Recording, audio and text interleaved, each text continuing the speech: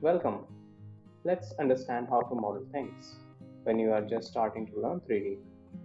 So, in daily life, you come across various things that you think, like, hey, I can model that. But when you try it, the result doesn't come out that quickly.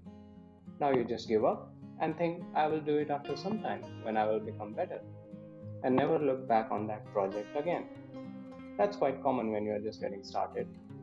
So let's take a deep dive on how to start things when you have the picture in your mind but don't know where to start. For example, when I tell you that we are going to model a vase, the basic shape that comes to your mind is a cylinder. Simple, right?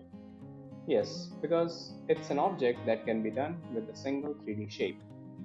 In the same manner, you know many things that can be modeled by just using cylinder shapes like glass, bottles, and many more.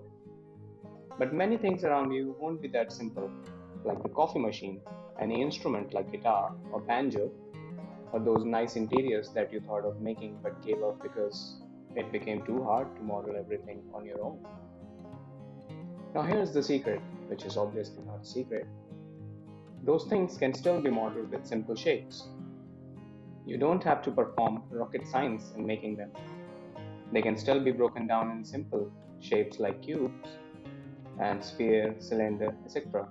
Actually, most complex objects are just composite of the basic shapes. Let's just take guitar for an example. First part is the headstock. You will say cube.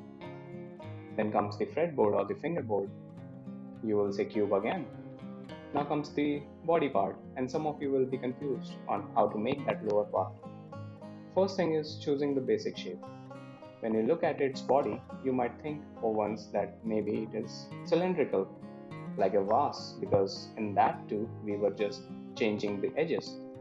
But look at that flat surface in the front and back. We can achieve that with a cylinder, but why go to such lengths when it can be done with another basic shape, that is, cube? You only have to change the side edges while keeping the front and back flat. So the conclusion of this video is same as that. Example, we can model most of the things with just mouse unless we are sculpting. That's it for this video. If you found it useful, leave a like and subscribe.